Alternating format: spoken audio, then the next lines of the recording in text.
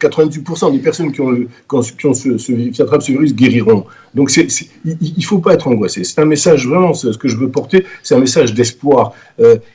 On va guérir de ce virus, on va gagner ce virus.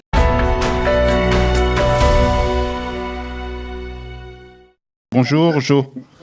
Bonjour, chers amis, bonjour à tous nos auditeurs. Et une belle journée qui commence, et j'espère que... Une belle journée qu'on regardera de la fenêtre. Oui, tout à fait, une belle journée de la fenêtre, car le confinement est installé, un peu plus drastique qu'il y a quelques jours, et je dois vous dire, à mon grand contentement, je suis très heureux. Alors. Je suis très heureux, je l'appelais de mes voeux depuis déjà quelques temps, et bien maintenant nous y sommes. Et j'espère que nous allons pouvoir nous y conformer, que la population va être disciplinée, car, hélas, c'est une des décisions majeures concernant les moyens de stopper cette pandémie. Alors, il faut le dire, il faut le répéter, je n'arrête pas de le dire, je n'arrête pas de le répéter, je vous demande instamment, j'exhorte les gens qui nous écoutent à respecter les consignes de sécurité, les gestes barrières, à faire en sorte qu'il faut se laver les mains très régulièrement, bien sûr, et puis surtout ne pas sortir. Restez chez vous. Restez chez vous. C'est très important. Jose Riem, c'est vrai qu'on a beaucoup parlé du confinement, et puis on a l'impression qu'on parle un peu moins de l'importance de respecter les règles d'hygiène. Est-ce qu'on peut faire un petit retour sur ces règles d'hygiène et pourquoi c'est tellement important de les respecter ? Bien sûr, c'est important de les respecter pour des raisons simples. C'est que ce virus se transmet, on le sait maintenant, c'est acquis par les postillons, par la salive. Quand on parle, quand on éternue, quand on respire, on transmet ces postillons qui sont eux-mêmes porteurs de ce virus. Donc, il faut faire attention et se protéger. Comment se protéger ? Alors, se protéger bien sûr avec un masque, c'est évident, se protéger aussi avec ces gestes de distance, c'est-à-dire rester à 2 mètres des personnes quand on les croise, si nous sommes obligés de sortir, ça aussi c'est important, et puis ensuite, on sait aussi que ce virus se dépose sur les surfaces aux alentours, et donc il faut nettoyer ces surfaces, il faut bien les nettoyer, et c'est la seule manière que nous avons d'éviter d'être contaminé, parce qu'une fois que ce virus se dépose sur une surface, on peut le toucher avec les mains, et puis amener ses mains au visage, et ainsi de suite, et c'est ainsi que se fait la transmission. Donc réellement, ces gestes barrières et ces consignes de sécurité sont fondamentales. Tant qu'on n'a pas un traitement affirmé, tant qu'on n'a pas un vaccin, eh bien c'est aujourd'hui, avec le confinement, les règles à respecter. C'est pas la meilleure méthode, le confinement, mais nous n'en avons pas d'autre. Donc si nous n'en avons pas d'autre, eh bien, il faut le respecter. Voilà. Alors. Et c'est par respect, vraiment, je le dis, il faut on a dit merci à tous tous les soignants, médecins, aides-soignantes, infirmières, pharmaciens, pompiers, enfin tous les gens qui interviennent au quotidien. Ils font un travail extraordinaire d'abnégation, de courage.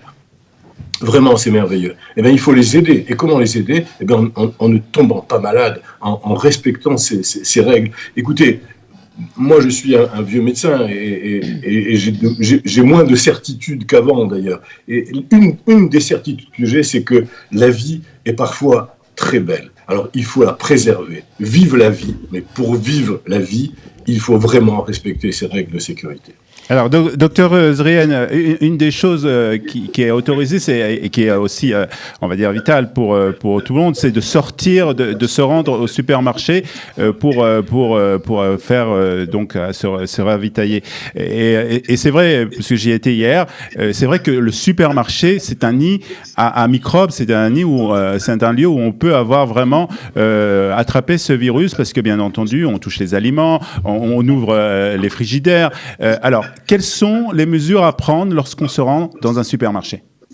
Écoutez, moi j'ai beaucoup évolué même par rapport à ça. Je pense que pour les personnes de plus de 70 ans, il faut éviter de sortir, bien sûr. Si elles sont obligées de sortir, moi je préconiserais de mettre un masque et de mettre des gants, déjà, dans un premier temps.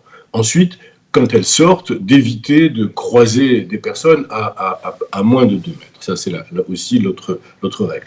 En arrivant au supermarché, eh bien, il faut donc faire ses courses, mais en évitant de toucher des surfaces, les surfaces de la caisse, etc. Et si on les touche, éventuellement avec les gants.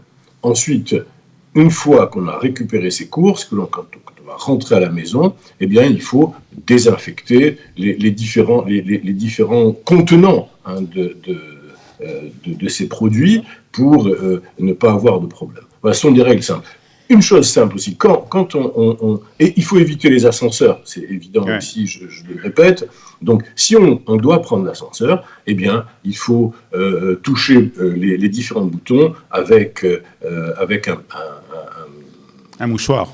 Un mouchoir, par exemple, en papier, ou un tissu en papier, et ensuite jeter le tissu en papier. Il ne faut pas le garder, tout simplement. Il faut ensuite le jeter. De la même manière, quand les gants ont été utilisés, il faut les enlever, et puis ensuite, après, les jeter. D'ailleurs, dans vos émissions et dans votre site, il y a de très très bons conseils concernant la manière de faire, et j'invite tous vos auditeurs à régulièrement aller consulter ce site, parce qu'il est très, très, très bien fait, très exhaustif. Vraiment, il y a un gros travail qui a été fait par toute l'équipe de Qualitas et qui est au service de la population, avec beaucoup, beaucoup, beaucoup de renseignements pratiques. Et ça, c'est très important. C'est très important parce qu'il s'agit de cela. Il s'agit dans la pratique, de pouvoir vivre, de pouvoir continuer à vivre. Alors justement, Josriane, puisqu'on parle des règles d'hygiène et de leur importance, on parle de plus en plus de la maison, puisqu'on est tous confinés. Apparemment, la maison peut être aussi un lieu de contamination quand il y a un adulte qui continue à sortir travailler, quand on va, par exemple, quand on revient du supermarché. Qu'est-ce qu'on doit faire ? Est-ce qu'il faut garder peut-être une surface propre ? Est-ce qu'il faut passer de la javel sur l'établi de la cuisine, sur le shaij, comme on dit en hébreu ? Est-ce qu'il faut, dans les salles de bain, redoubler de prudence, dans les chambres d'enfants? Qu'est-ce qu'on doit faire? Alors, écoutez, on va le dire, on va le répéter, il faut essayer de sortir le moins possible, déjà, pour commencer. Vraiment de limiter ces sorties au maximum. Si on ne peut pas faire autrement, il faut respecter des règles d'hygiène basiques déjà, c'est-à-dire se laver les mains en permanence. Ensuite, quand vous arrivez à la maison, moi, je préconise de laisser les chaussures à l'extérieur. Voilà, de laisser les chaussures à l'extérieur, à l'entrée de la porte, et de ne pas utiliser les chaussures qui ont été dehors, de ne pas les utiliser à la maison. Alors, les enfants qui jouent par terre, notamment, c'est pour les préserver? C'est aussi pour ça? Tout à fait. Vous savez, moi, on m'appelle Monsieur Plus, là, maintenant. Monsieur Précaution. Et peut-être que j'en fais trop. Mais je préfère, je préfère vraiment le dire et dire ce qu'il faut faire de manière peut-être un peu excessive. Mais il vaut mieux. Pourquoi ? Parce qu'on peut imaginer que les chaussures vont pouvoir ramener du virus qui s'est déposé par terre. C'est l'angoisse quand même, ce que vous nous racontez. Non, c'est pas une angoisse. Écoutez, il ne faut pas être angoissé. Réellement, je veux. S'il y a un message que je veux faire passer, c'est qu'il ne faut pas être angoissé. 98% de la population va guérir. 98% des personnes qui ont qui attrapent ce virus guériront. Donc il ne faut pas être angoissé. C'est un message, vraiment, ce que je veux porter, c'est un message d'espoir. On va guérir de ce virus, on va gagner ce virus. Seulement, il faut prendre des précautions.